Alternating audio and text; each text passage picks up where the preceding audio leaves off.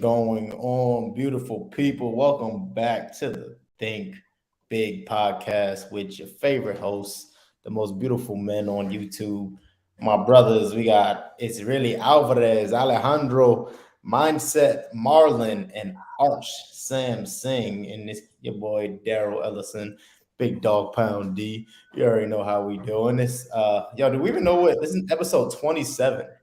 27 straight weeks of the Think Big podcast. And I'm just super grateful that people still jump in here and get value out of this.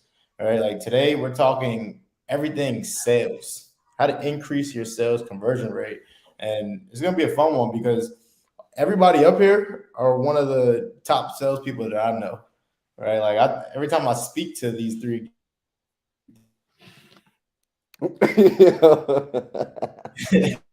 they may not even notice muscle mindset Marlon, Triple M. I like that. I like that. But look, these three guys, I learned so much from them about sales. Obviously, I talk about sales all the time, so we're in for a treat tonight. The last sales training, we literally had to take off of YouTube and Facebook because just gave away too much sauce. I got too carried away. But today, I wanted to talk about something specific, right? I wanted to talk about keeping control of the conversation, right? Having control of the conversation and, using certain techniques that help push the seller. Is my internet acting up? I see. Bro, you all good, dog. You straight. Sure, man. Hey, Looking Josh. brand new, bro. Jalen in the comments talking shit. You good for now, man. but yo, we have so many sellers. They get on these phone calls with you and they think that they're the pretty girl. They think that they're the hot one at school that everybody's asking to prom. And that's because it's true, right? All these other wholesalers, they're calling these sellers, making them feel like they're super popular. And if you just follow that, like if you just follow what they are trying to do by keeping control of the conversation, you're going to put yourself in that same box as every other wholesaler. And I know one thing about me, like one thing that I preach is getting yourself out of that box, right? Every single time you get on a call, these sellers, they talk to so many people. They have thousands, hundreds of people calling them on a weekly basis, right? Especially if you're in a major market. Like I know we work in major markets. We work in Florida, Texas, right? And these people are getting calls every single day. And one thing that you need to be able to do is separate yourself from them. And it only makes sense, right? Like I've talked about it before where wholesaling, real estate sales, real estate wholesaling is one of the only industries where the seller feels like they have all the power and they feel like they're in control. And that's one thing that you guys have to remember, right? Like as the buyer, as the person who actually has the money, even if you don't have the money, your partner has the money, your actual buyer, they have the money, right? You need to realize that you call the shots. You're the one that's in control. Because if you don't like how this person's speaking to you, if you don't like how this person works, you do not need to choose. You could choose to not work with them. You could choose to go work with somebody else because there's millions of houses in the world, right? Millions of houses in the United States that people will want to sell. A good amount of people will need to sell. They not even that they just want to, they need to sell. And you don't need to put up with the shenanigans that these sellers like to make you deal with, right? Like asking you questions like, what's your offer? What's your company name? Blah, blah, blah. What's your social security number? Who's this? Who's that? Right? Like just asking you all these questions when you're the one that needs to be in control. So the question, like the main question is how do we keep control? How do we stay in control of these conversations? And why is that so important? Right? Like I know I'll answer the second question first. Well, why it's so important is because you cannot possibly like so look, if you don't have your sales system, if you don't control the conversation, you're going to allow the seller to do that. And what the seller is going to do if they're controlling the conversation is they're going to get as much information from you. And then they're just going to take all your information, take your offer number, take your company name, take your website down. And they're going to say, okay, great. Thanks for the information. Thanks for the free education. right? They now know how much their house is worth. They now know how much you're going to offer them. They now know everything.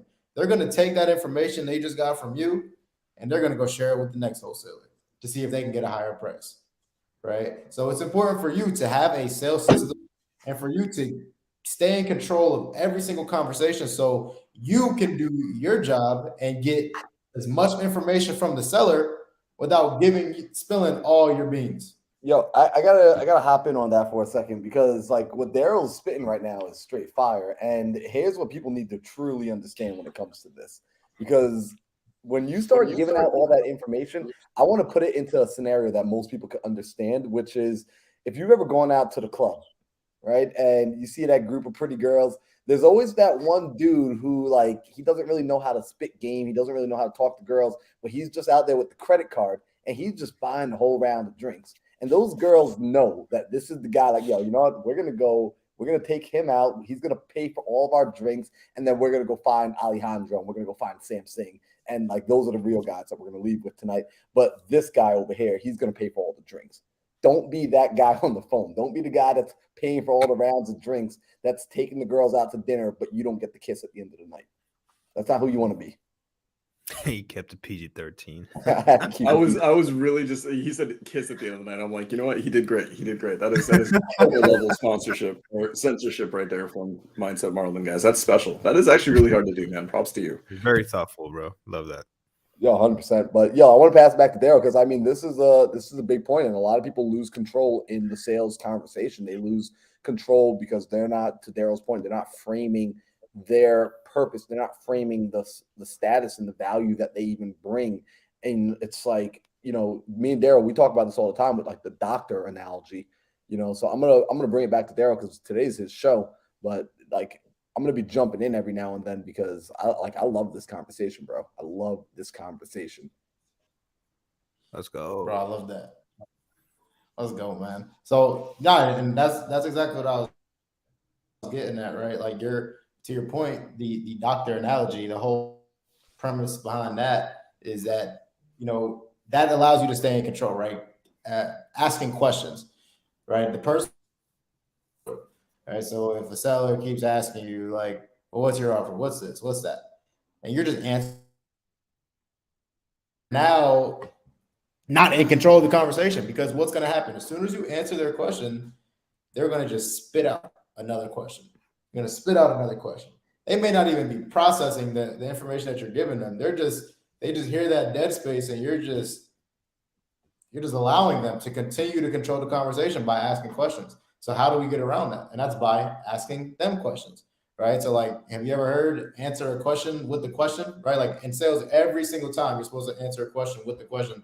I actually just seen Steve Trang post a video about this, about the right way to do it, right? And that's something that's been like heavy on one thing that I talk about when you overcome these objections is if somebody asks you a question, right? Say they say, what's your company name?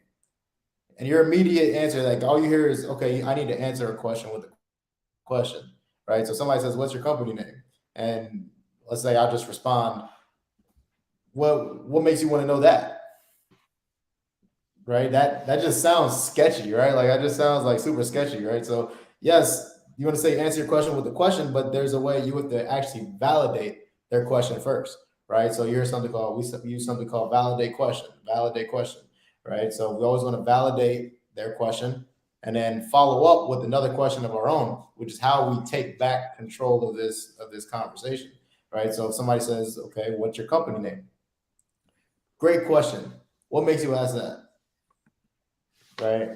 We have multiple LLCs. Just curious, what makes you bring that up? Right? I'm validating their question, and then I'm asking another question, which makes it sound less sketchy. Right? What's up, Alejandro? You don't gotta raise your hand, dog. Just jump up in here, dog.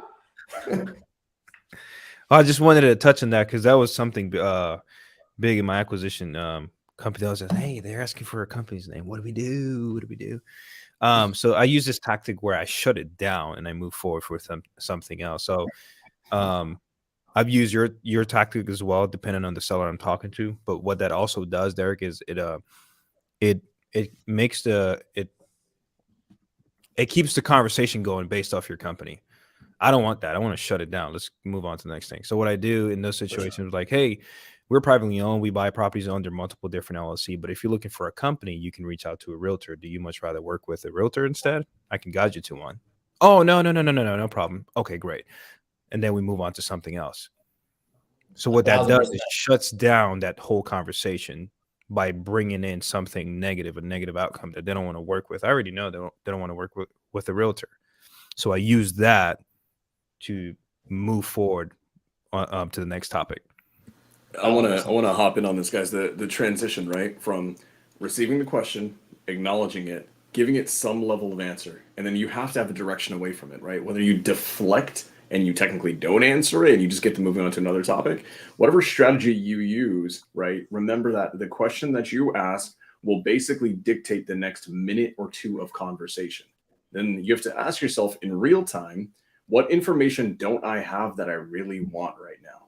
So if they're asking you, hey, what's the name of your LLC? What's the name of your company? You can give your answers like, hey, we have so many LLCs, right? This is the front one on the marketing level, yada, yada, yada, right? Maybe you're worried that you're in a saturated market. They're talking to other people right now. That question of credibility can be deflected to scorch earth with your competitors, right? So you want to ask a question. Why are you working with other people right now? Other investors, they're not being forward about what they do with their LLC structures. I can actually tell you about how we do ours. Yeah, we have a front end one that does the marketing and does the outreach. Are other investors not talking about that? And then they're going to say like, no, they're not. I've asked people these questions, right? Just know this, guys. Whenever a seller asks you, what's the name of your company? They've asked that question 50 times to 50 other people, and hardly any of them have given satisfactory responses. So the question that you can ask next to transition the next phase of that conversation is, are the other investors that you're talking to, are they not telling you what their company name is, what they're doing with their companies? Oh, it sounds like they're shitty wholesalers then. And then you can spend the next 2 minutes scorching earth, finding out what the competition is doing. You can find out what offers you can actually lead into so many lines of questioning. Like, okay, now we're on the topic of other investors. What are they offering you? Has anyone submitted an offer? Are those just crappy cash offers that are super low? Has anyone even pitched the idea and like you can go into terms? There's so much to do. So receive the question, answer it, deflect, do whatever you got to do, but be very understanding that you have a perfect prime window to decide what the next couple of minutes looks like. And that is critical. Bro, that is so good. So good, right? Like so I was just talking about that with my acquisitions team, right? Like every time you overcome an objection, every single time you overcome an objection, you need to be asking a question, right? Now, based on where you're at in the conversation, that question should be leading. So like for instance, today, I locked up a deal today in Jacksonville, right? So the seller, yeah, I'm back on the phones, bro. I was just telling Marlon, I'm like every 7 conversations, I get a contract locked up. Like no, I had that reaction. I'm like, dude, it's in Jacksonville and you're not selling it to me. What the hell? I literally just got locked up like 30 minutes ago. Okay, right? all right, fine. I'll give you a grace period, but I need that deal. But what happened was, listen to what happened, bro. Listen how I overcame the objection. She had an objection about how much probate was going to cost, right? And she's like, "That's the only thing. I just need to know how much it's going to cost." Blah blah blah. I'm like, "Okay, cool. So if that's it, if I can show you that this is going to be under a certain amount of money, are you ready to move forward?" She's like, "Yeah." I'm like, "Perfect." So I show her. I literally Googled how much is average probate in Jacksonville, Florida. It said $1,200. So I'm like, okay, saying it's going to be around like $1,200 to $2,000 on here. She's like, oh, that's not anything. I'm like, okay, great. So we overcame the objection. My very next question. So where should I send this contract to? Where should I send this agreement to? And she gave me her email. And next thing you know, she signed the agreement before we even were done reading it, right? Because that follow-up question that I asked was asking for the sale, right? I realized in this situation, I knew that I had enough information that I needed that I needed to get, and then I asked for the sale, right? So many people do not,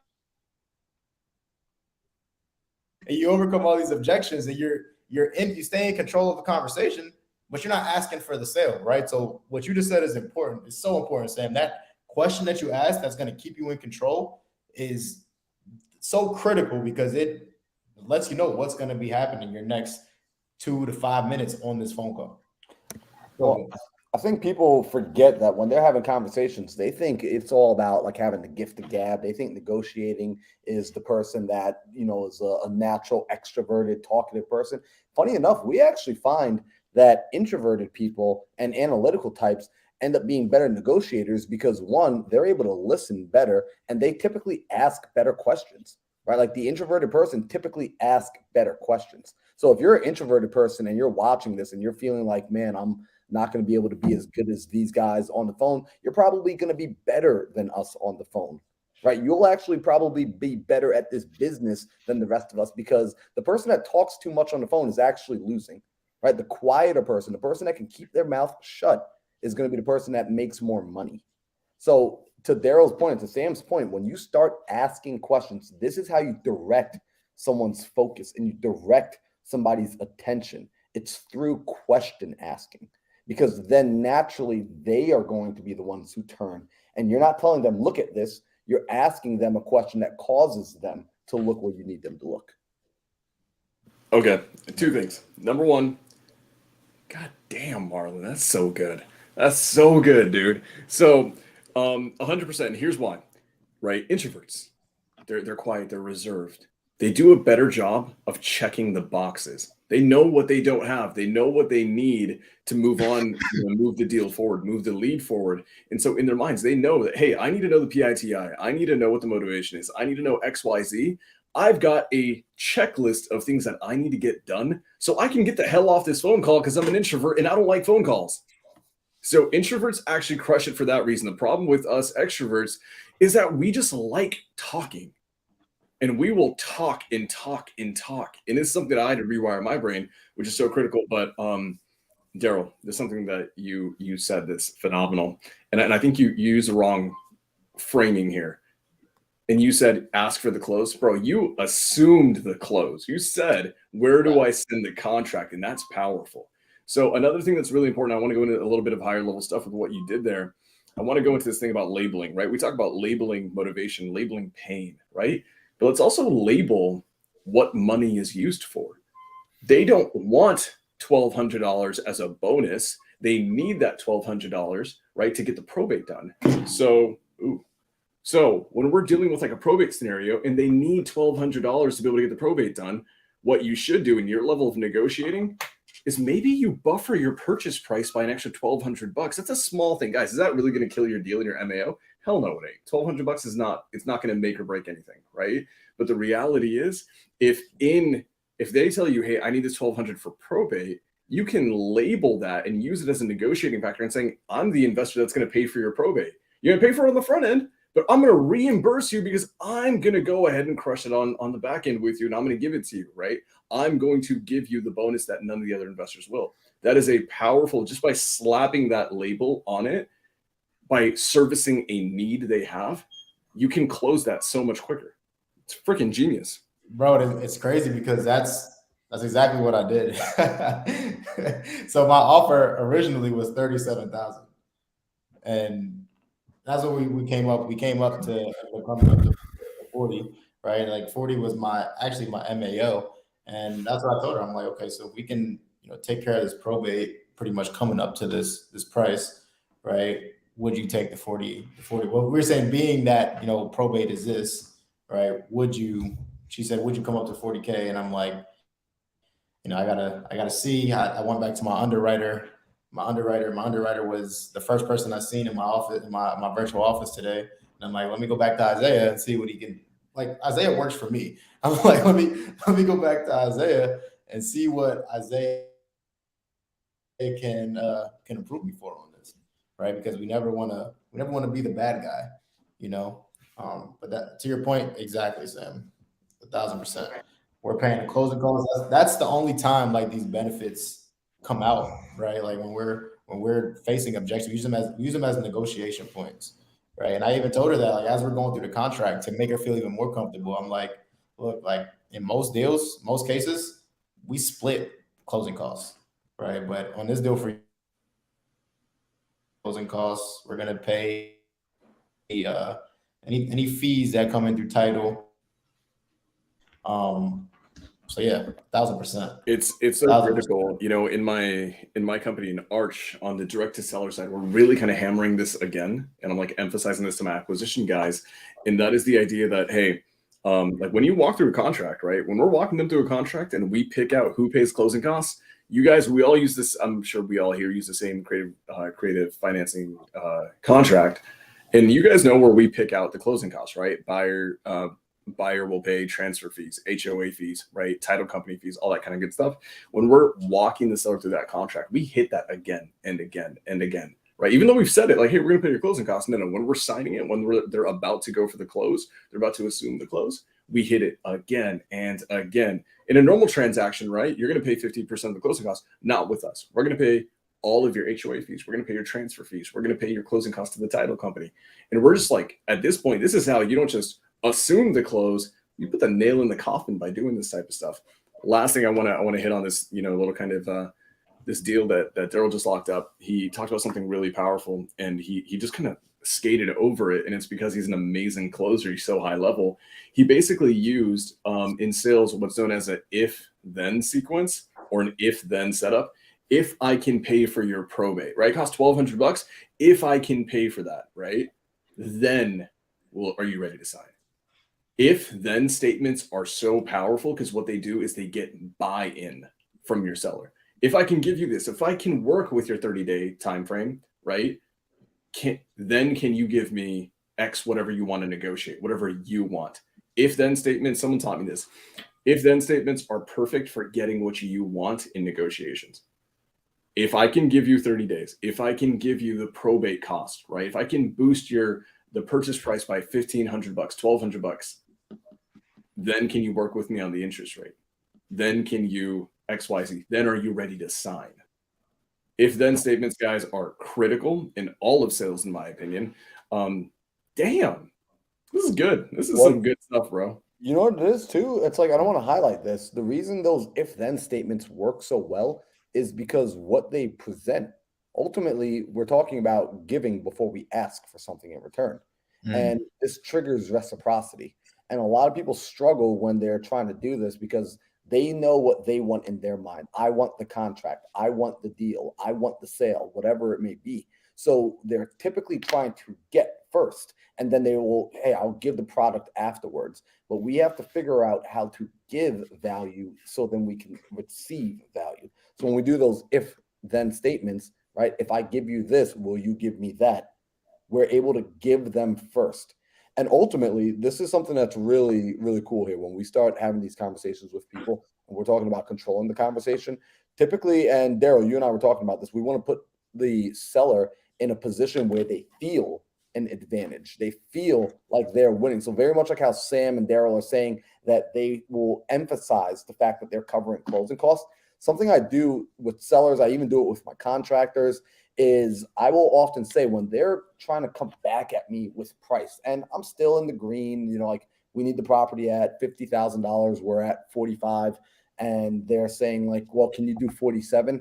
Something I like to do, and I've learned to do this, is I'll say, well, listen, the company we can't go higher than 45. Like my underwriters already yelled at me, like the manager, the money man on the team has already like cut it. I had a fight to get you 45, but look, if we can get you 46, right? And the way I'm going to do this is I'm going to just reach into my pocket and I'm going to add that additional $1,000 on top. So don't even worry about that. I'll take care of that because I want to make sure that you're taken care of. If we can do 46 by me, I'm going to cut myself out of this deal so that you're taken care of.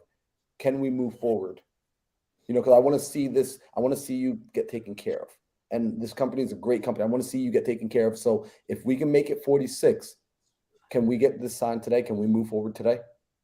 Bro, every time I say that, man, it's like literally like every single time. They're always like, do you do that for me? Of course I would. And it's true. It is coming out of my pocket. Because that was my... Guys, oh my God. God dang it, guys. That's what happens when you get foreclosures on the screen together. Man. So I want to highlight something you did, right? Probably my all-time favorite strategy in sales is deflection of blame. I think deflection of blame is so critical. You blame the underwriters, you blame the partners, right? In my business, we do that, but we also blame the arbitrary third party, and that is the almighty business calculator. Hey, whether I give you 500 or 250, I mean, it's relevant to me, right? I just need the underwriter. He's just going to go off the business calculator. As long as the calculator says yes, they can do it. It's just the way it works, right? They're running a business, right? Deflect blame to an arbitrary third party. But the fact that you're like, hey, I may be able to make that work. But I'm gonna be completely honest with you, right? I don't do this very often. I can right now. I think I'm in a position to be able to do this. I'm gonna let it come out of my commission. And then every time, what happens? They're like, oh my God, I don't want you to do that. No, or you do that for me. They start feeling bad. When they feel bad, guys, they're on the hook. They are on the hook. And it does a couple things for you. You are no longer a sleazy salesman, because no sleazy salesman will, like, and if you're going to emphasize it, like, go ham and emphasize it. Yeah, hey, the underwriter needs to get paid, right? The company needs to get paid, right? Whoever has wiggle room here is me. I care about right now. I'm in a point in my career where I actually care about sticking to getting the deals done that I say that I'm going to get done. And if I have to lose a couple $100, if I have to lose a couple thousand just to get this one done, it's okay. There's always going to be another deal. By doing that, you're showcasing that you have an abundance mentality. You showcase that you're a giver. You showcase that you care about the seller. I mean, guys, I'm sorry, but your positioning compared with your competition just went through the roof with that seller. That's extremely high level sales. Damn. Bro, it's my favorite line to use because it works every single time. That's so good. I've never done that and it never not worked. Bro, that's so dope. Bro, That's so dope. I love it. Ingrid knows it. Ingrid knows it's the law of reciprocity. Like, yo, when you start playing this game at a higher level, you stop trying to fight against the laws. You start working with them, because you're not going to be able to break the laws, but you can break yourself against it if you try. So rather than break yourself against it, you might as well learn to work with it. Start to figure out how to trigger the law of reciprocity on your calls. Give value, be of value, and keep the conversation under your control.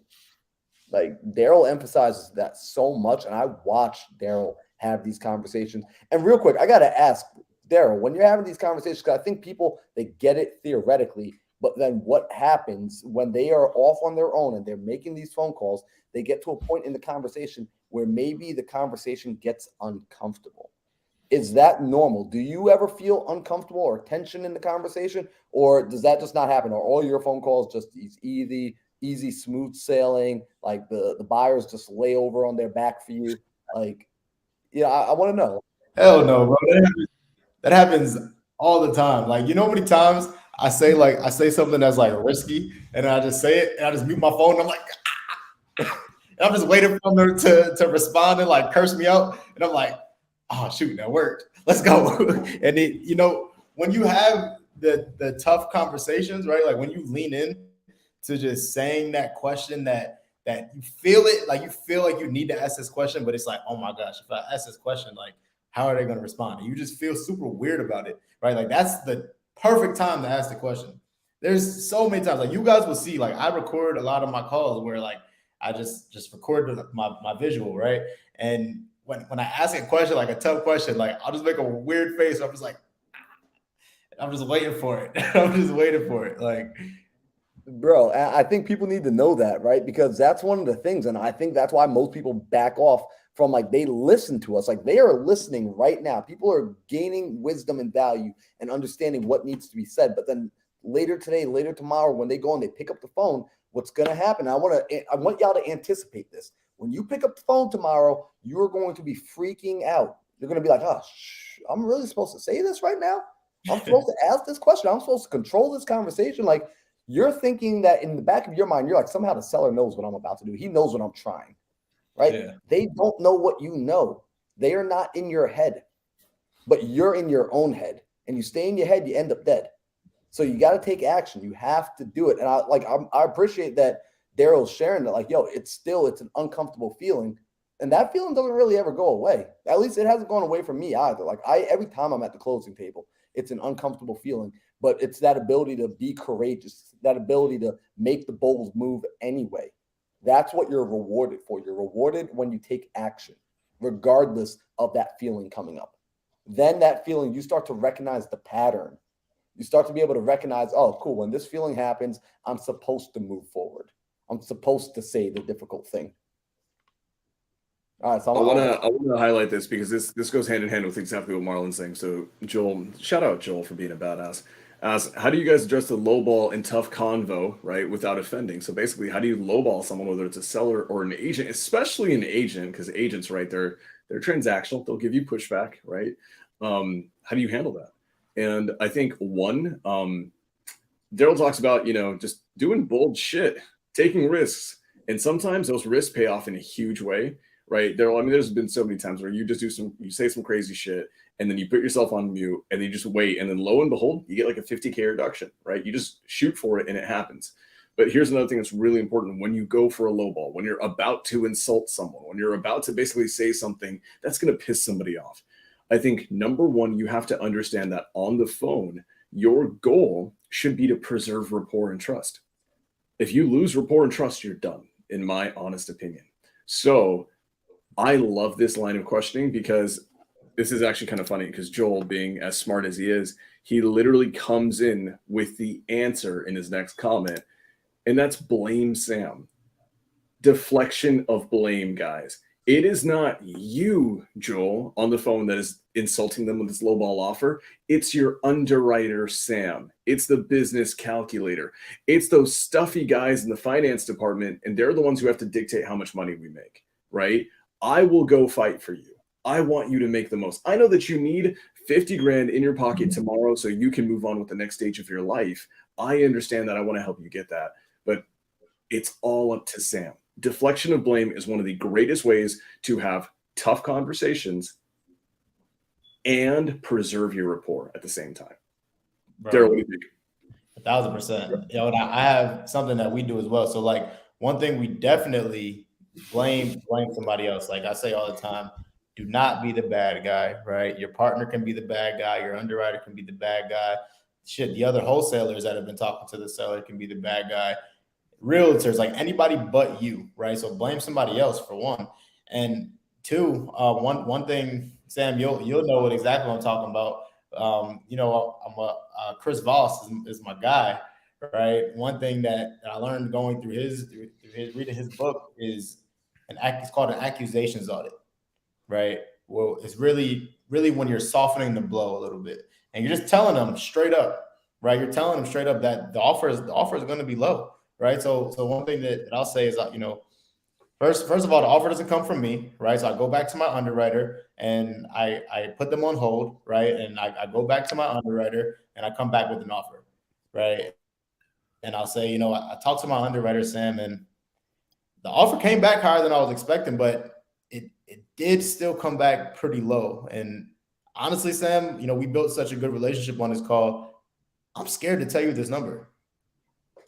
And now what Sam's going to start doing is Sam's going to be like, come on, I'm a big boy. Just give me the answer, right? Just give me the offer. What's your number? And now he's going to start asking me for my number, right? Even though I just told him that it's low. And now he's expecting the worst. He's expecting the absolute worst. Right. And then I'll come back and I'll repaint the picture and I'll say, I talked to my underwriter. I told him exactly what you're looking to accomplish. Like I really fill in exactly what they said their pain was. Right. This is why listening is so important. Right. I told him that you were looking to get away from this and you're trying to go towards this. Right. Repaint the picture. Hear myself twice, dog. Repaint the picture. Right. And then I say the number, no matter how low it is, I say the number with a smile on my face and proud of that number. Yo, Marlon watched me do it the other day. Marlon, the dude was asking me for $300,000. My offer was at $202,000. Like that was my MAO. And I said that number proud with a smile on my face, no matter how low it was. And guess what? The dude ended up accepting the offer because I said it and I was proud of my offer. And I even hit him with the accusations on it. I told him how low it's going to be. So now they're expecting the absolute worst. Right. And then when you give them that number, they're like, oh man, it's actually not that bad. It's actually not that bad. I want to highlight. So sorry to cut you off, dude, but this is so important. When you're when you go into that offer call, right, to make that offer, that especially that low one, right, you're going to set expectations. You're going to tell them it's going to be low, right? You're going to deflect blame to the underwriters. You're going to deflect blame. Guys, I've said it 10 times on this podcast. If you need someone to blame and you don't have an underwriter, blame Sam. Like literally blame me. Say his name is Sam. He's this annoying guy out of California. He doesn't even, we're local in your market. Sam actually works virtually from California. That's how much he doesn't care. He's not even in your neighborhood. I am. You deflect, you do all the things, but when you're about to present that offer, one amazing thing to do is that is your golden opportunity to also don't just lowball them and say 150.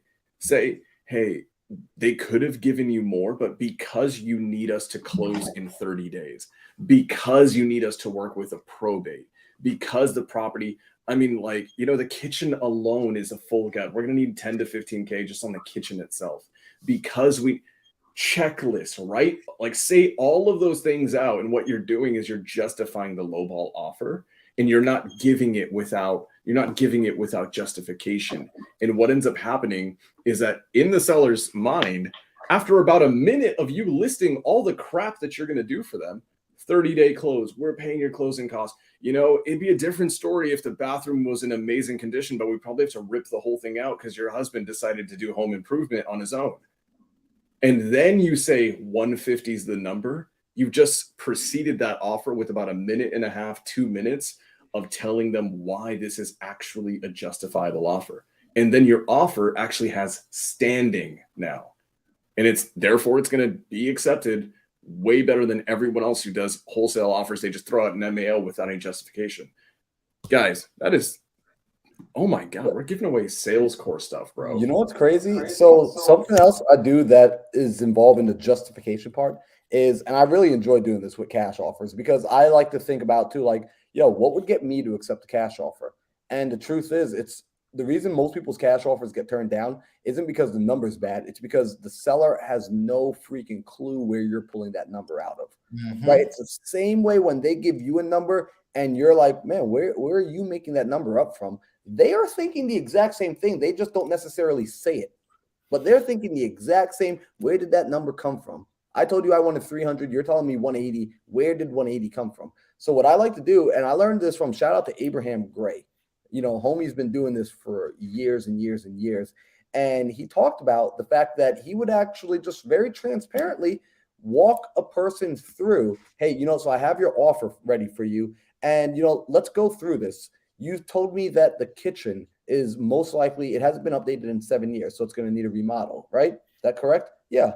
Okay, so when we're looking at remodeling a kitchen, that's going to cost us about $8,000. You know, does that sound fair to you? Does that sound like an appropriate price? Yeah, and we're just listing retail prices to get a kitchen remodeled. So they'll agree. So great, we both just agreed on $8,000 to rehab a kitchen.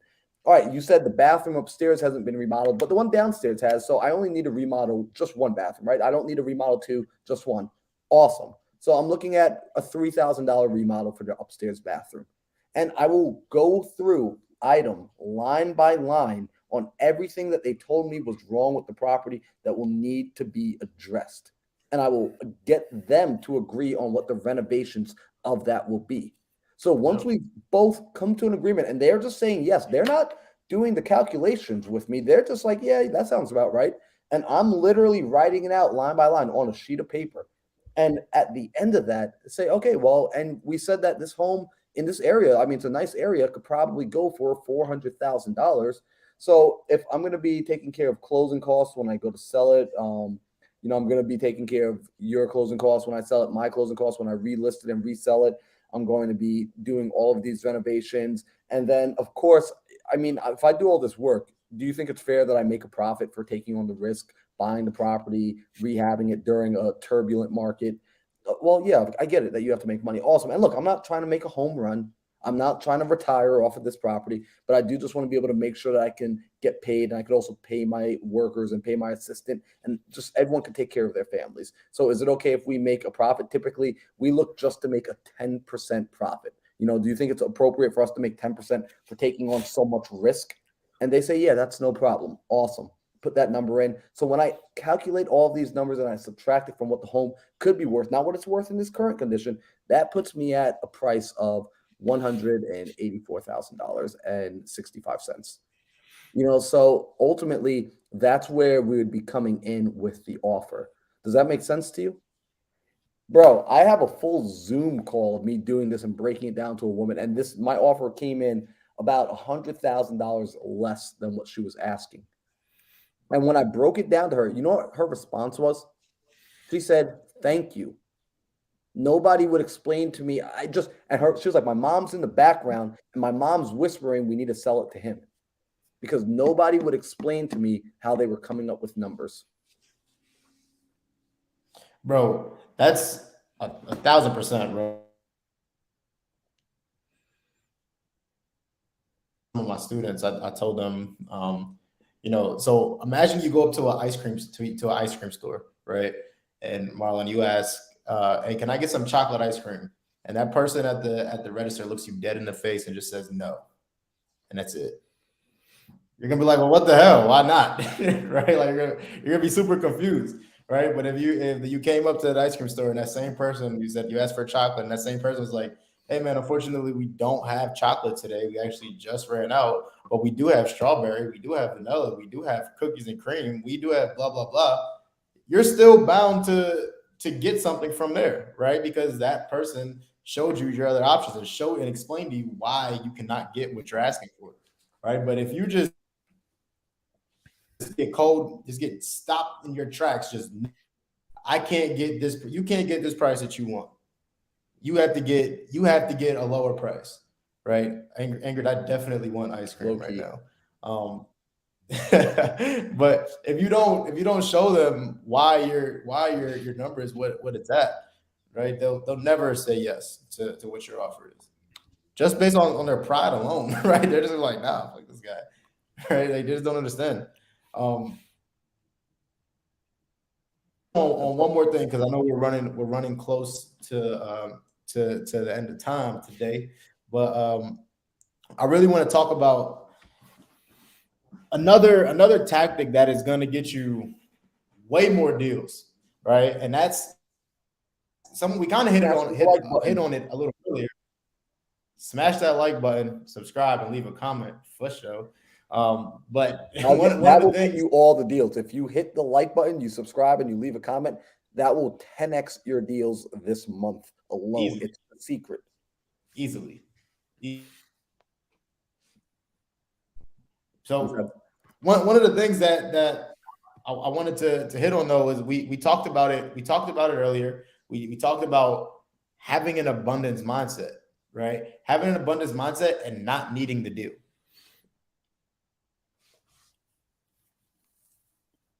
Be willing and able to walk away from any deal at any given time.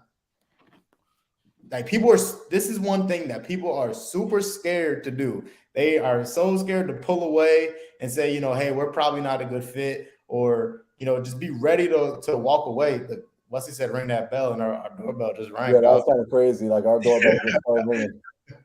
Yo, Wesley, you outside, bro? but yo, that's seriously though, like being able and willing to walk away from any deal at any time is going to get you way more deals, right? Like we have somebody right now. We have a rap buyer. I think I may have talked about this on the show before, but we have a rap buyer that we're dealing with, and he didn't pay his whole down payment at one time. He's been giving us the runaround, right? And he's finally on the final stages. He's finally on like his last amount owed, and we're gonna get this closed this week. But the way that I got him to want to move forward was I told him, hey, I'm sending over I didn't just tell him, I sent over a cancellation agreement, right? And this is already like we spent a lot of time together working on this deal. He's already deposited money. So I'm like, look, I'm tired of playing games. I sent over a cancellation agreement. I said, dude, I will give you your money back. I don't want to do this deal anymore. I'm walking away. I don't want to, I'm cool. Sent him a cancellation agreement that outlined all of that. And next thing you know, the very next day, he deposited a very big amount of money into the account, right? And he only owes a few more thousand. But like me being able to walk away and showing him that, look, I'm cool. Like I have other buyers. I don't need to go with you.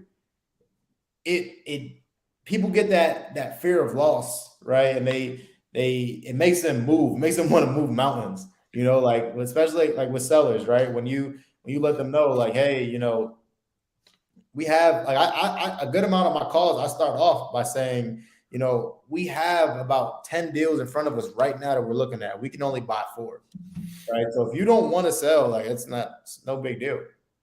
Not a big deal at all, right? Like when somebody's giving me a hard time on the phones, I'll ask them, like, do you even want to sell this property? Because I don't need to buy your property, right? When you operate with that mindset that you don't need to buy this property because there's 10 bajillion more properties out here that somebody who actually needs to sell their property will like be grateful that you called, and you realize that you don't need to put up with this BS because you don't need it. You have an abundance mindset. You're going to close 10 times more deals. Bro, if people could understand that part, I think that's the toughest part in all honesty. Like that's why you're still working on your first deal. If you're still out there and you're still working on getting your first deal, really what it is you're still working on that internal confidence. You're still working on flipping the switch. You're still working on believing the words that are coming out of your mouth when you speak it. Because you can clearly see that when Daryl, when Alejandro, when Sam, when they speak, it's conviction. The reason they have conviction is because they truly believe the words that are coming out of their mouth. They live in alignment. When they say, you know what, we're probably not going to be a good buyer for this, and they mean that. They're willing to walk away from the deal. That puts you in a totally different position on the phone. It puts you back into a position of power. Remember, you're the buyer. You are the buyer. The buyer is always right. You're actually the customer here. Remember that. And something I want to remind people again is if your person is giving you way too much pushback, they're just not interested, you might also be talking to the wrong person. So be sure we always talk about qualifying leads. My favorite thing is disqualifying. If a person's not the right fit, I want to figure out as soon as possible, which means if I'm afraid that me saying something that's true, if me making a true statement is going to scare them off the line, is going to make them want to not sell to me, guess what? They were never going to want to sell to me. You're not here to trick people into selling to you. What you're here to do is your conversation. The reason you work on sales is so that you can condense timelines. You want to condense time frames. These people are going to make a decision with or without you. Your job is to help them speed up the thought process and ultimately make the best decision for themselves, which in this case, if you're a true professional, it's going to be just doing a deal with you. Let's see what Alejandro says. How do I get the seller to buy my money with their house? I like that. I heard that very early on when I joined Sub 2. It's like the smallest sentences that can just make a nice shift in your mindset. Like, it's major. Yeah. Like how would you approach a conversation? What was that, Sam? Sorry, bro. No, I was just about to say, I think we're losing Daryl, and he just immediately disappears. Bro, I was thinking he's got to use them sales skills and have a talk with the Wi-Fi company and get this stuff figured out, because the mindset, it's not even the mindset matter. It's Daryl. Bro, it's not. He tries to blame it on the house. Like me and Caroline, we're perfectly on the internet right now. I mean, I'm streaming live on my Instagram. I got it ain't us, bro. Yo, can we start a GoFundMe for Daryl to get a new laptop?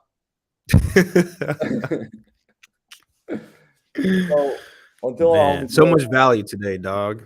So much value. That's a fact. But yo, guys, honestly, that's going to be the thing you want to focus on. It's going to be staying in control of the conversation and truly framing your mind for these conversations. Frame yourself in preparation of having this. And the way you're doing it is, doing things like this, actually, the fact that you could be doing anything on a Tuesday evening. You could be anywhere doing anything, and you're choosing to hop on to a YouTube where you're jumping on a podcast. You're learning how to better your skills. You're hanging out with people who are closing deals left and right. You are actively plugging yourself into the right campfire. I can't stress how important that is, because ultimately what you're doing is you're demonstrating the behavior of an entrepreneur. You're demonstrating the behavior of someone who's growth minded, of a true professional who's working at their craft. The way we're going to take it to the next level is now by putting this into practice, simply not letting this be entertainment. We don't want to be entertainment. This isn't an entertaining podcast, although we are entertaining sometimes. This is more so informational and educational, right? Edutainment, as Patrick David would say. That's what we want this to be for you.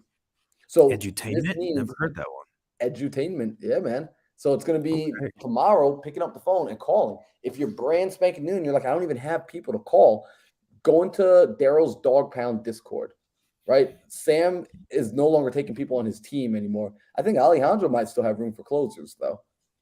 Right? Like if you're a certified closer, Alejandro might have room. I don't know.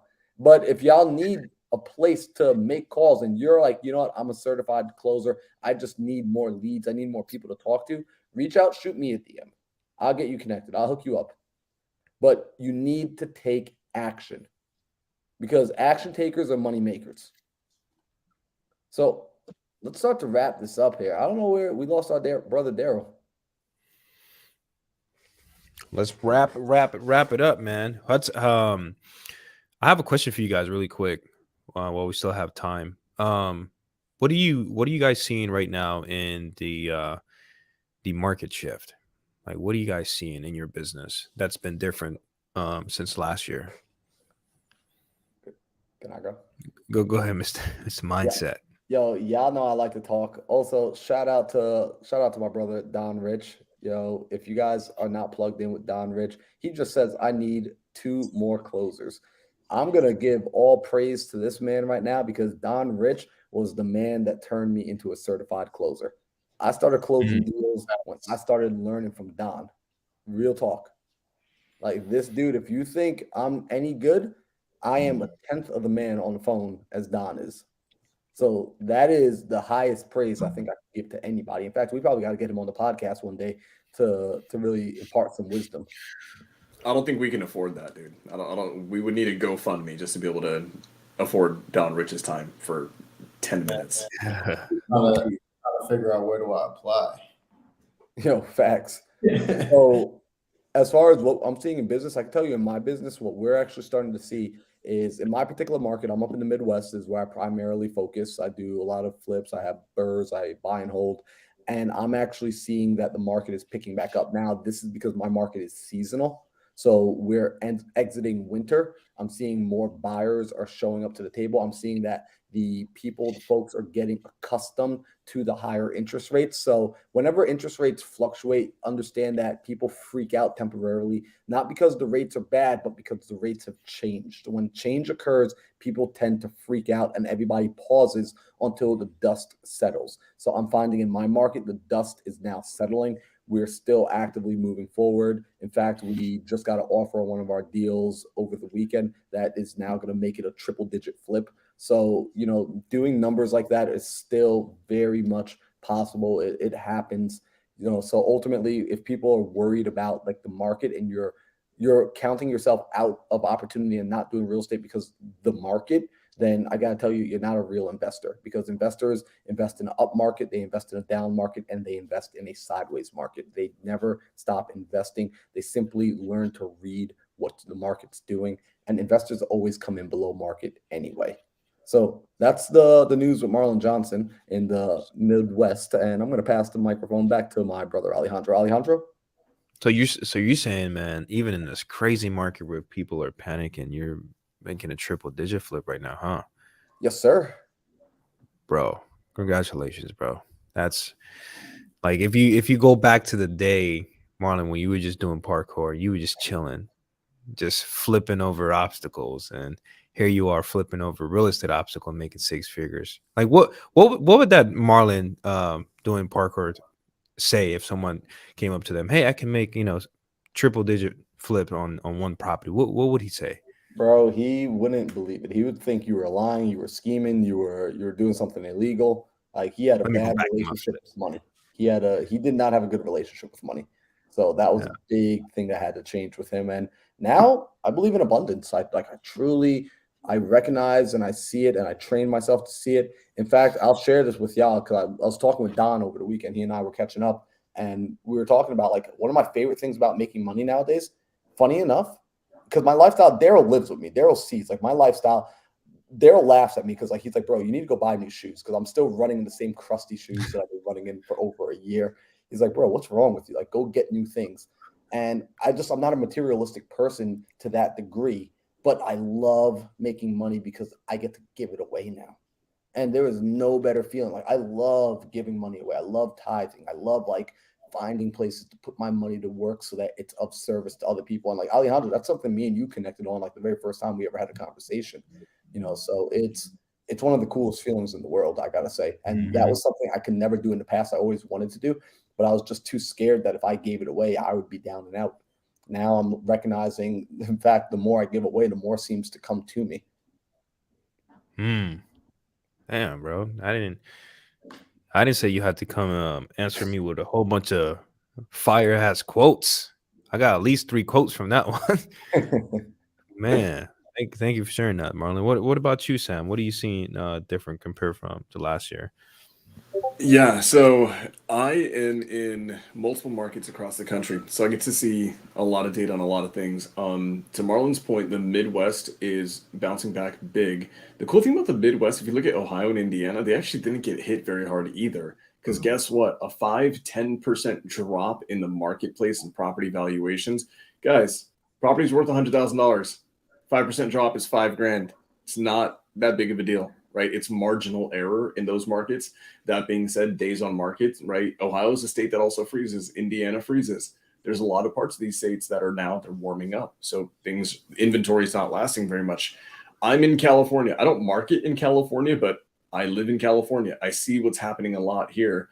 And days on market they're not as big as they were before, right? We're actually kind of pivoting in a lot of things that we do in my business based on the fact that, hey, a lot of times if there's extremely healthy days on market, it means that there's not maybe a ton of opportunity for investors in that specific market in that time, right? If stuff is like being listed and flying off the shelves, then that's great, but that's great for retail sellers and retail buyers. So it's cool. I see places like California, they're bouncing back big time. Inventory is not lasting nearly as long. Midwest is pretty untouched. And I think that now seasonally, because we're exiting the freezing section of the year for a lot of the Midwest, right? It's going to pick right back up. But the 3 stable markets that I do a lot of deals in, Florida, Texas, Nevada, like Clark County, which is the Las Vegas area, in my opinion, they really didn't fluctuate too much. They had a drop in property valuation, but the reality is negotiate better. If you have your margins built into your offers, if you know this little thing that we all do called creative financing, the market, I'm sorry, guys, and I love what Marlon said, real investors aren't affected by the market. All that changes is the method which we use to get the property, right? We're in a market that's being heavily hit. Cool. I might pivot and just do more sub 2. We're in a market where days on market are shrinking and cash is king right now. Great. I'm just going to do a ton of cash deals. So for me, I think the changes in the market, honestly, guys, you're going to make millions in any market. You'll make tens of millions in any market as long as you know how to pivot with it. So that's it, guys. I think the Midwest is relatively untouched. I think California is bouncing back. The West Coast is bouncing back. And then a lot of those mid markets that are just consistently stable, Florida, Texas, Nevada, Arizona, they're just being as stable as they are. I think right now there's interest rates are going to go up at least one more time this year, for sure, at least one more time. And then I think to Marlon's point, there will be about a good month of, negative hoorah and press, and people are going to freak the hell out. But the reality is that people who freak the hell out about it aren't doing tons of deals. It's not going to affect us one way or another. It's really not. So, Daryl, what do you think, Ben? Bro, for us, the main thing is like you were saying, we're in some of the markets that have been kind of maintaining, right? So it's kind of been the same for us. We're actually doing less creative finance. It has nothing to do with the market. We just realized that if you get better at negotiating and you just continue to put out as many offers as you could possibly put out every single day, nothing changes. We're still getting cash deals. People still, let me tell you why nothing changes, right? The people that we're working with, they need to sell regardless. And if the market's shifting, that means everybody's numbers are different. Everybody's numbers are lower. Now you need to be a better salesperson, right? You need to be better at sales than the next person that you are working with, and that's how you will get more deals. And if you need to get better at sales, join the free dog pound, because we do sales training in there every single day, baby. And it's just sales gems on sales gems. And that's how you get better at being a negotiator, being a salesperson, is by putting that practice in and then putting in the reps, right? Actually making the offers, right? It doesn't matter how low your offer is compared to theirs. Put the offer in, right? Submit the offer and just be that much better in sales and continue to work with motivated sellers, and nothing will change. Ooh, real quick, as we wrap up, because I want to wrap up on a super high note. Daryl, you want to talk about what's happening in Dog Pound? Because I think people need to know what's happening in Dog Pound this Saturday. Because we're going to talk about sales, we're going to talk about some other dope stuff too. Want to lead us into that? It's exciting, bro. This is the first breaking news, bro. Oh, this Saturday. Did we come up with a time yet, Sam? 2 p.m. Arizona time. 2 p.m. Arizona time. Sam and I will be doing a master class talking about marketing, sales, data, sales. Y'all don't want to miss it. Y'all don't want to miss it. We'll have we'll have like a registration link and a sign up link and everything set up for y'all. So stay tuned on our social medias. But the Dog Pound Saturday, 2 p.m. Pacific time, or 2 p.m. Arizona time, we will be in there for, I don't know, me and Sam like to give back value. So we may be in there for a long time dropping value. I don't know when it's going to happen again. So make sure y'all jump in there. Yeah, this is my first time ever coming in to speak in the Dog Pound community, so it's going to be really big. It's one guarantee that I do have about it is going to be that we are going to give you guys literally the easiest thing you can do to scale your company. Like guaranteed from a scientific standpoint. We're going to give that away. That's only happening for people in the Dog Pound. So it's not going to be on YouTube. It's not going to be out for everybody else. It's not going to be streamed live on our Instagram. It is only going to happen in the Dog Pound Discord. So if you're not in there, go onto Daryl's Instagram, right? Daryl's got a link in his bio. Join the Dog Pound Discord. We'll see you this Saturday. Marlon, you want to lead us out, brother? Yes, sir. So, guys, you already know I'm going to ask you to take care. We're going to take care of some housekeeping right now. If you're getting value from this, do me a favor. If you're watching this on Sam's channel, if you're on Alejandro's channel, if you're on my channel, if you're on Daryl's channel, be sure to hit the like button. So you hit that little thumbs up. It helps with the algorithm immensely. That gives us the ability to really the desire to want to keep growing this thing. Hit that subscribe button if you're brand new here, if you're here for the first time. After you hit that subscribe button, there's a little bell next to it. So turn that notification on so you know the next time Daryl or Sam or Alejandro are going live. You will be notified immediately. You'll be notified when they drop new videos. And do me a favor, leave a comment after this video is over. And if you're getting value, share this out with a friend. Share this with your team. Make sure that your crew is watching this so that everybody levels up. You don't want to be leveling up by yourself. You need to build a community around you. If you don't have a community, plug in. Go to the Dog Pound. This is why we put it there. It costs you nothing to be in the Dog Pound right now. It costs you nothing. And trust me, we're already telling Daryl that he needs to be charging because you have over 700 investors inside the Dog Pound. It's insane. They are actively role playing, actively trading deals, actively working things out, raising money, raising capital. So if you guys are not in the Dog Pound, I'm telling you right now, get in while it is still available. That's me giving you the best advice I possibly can.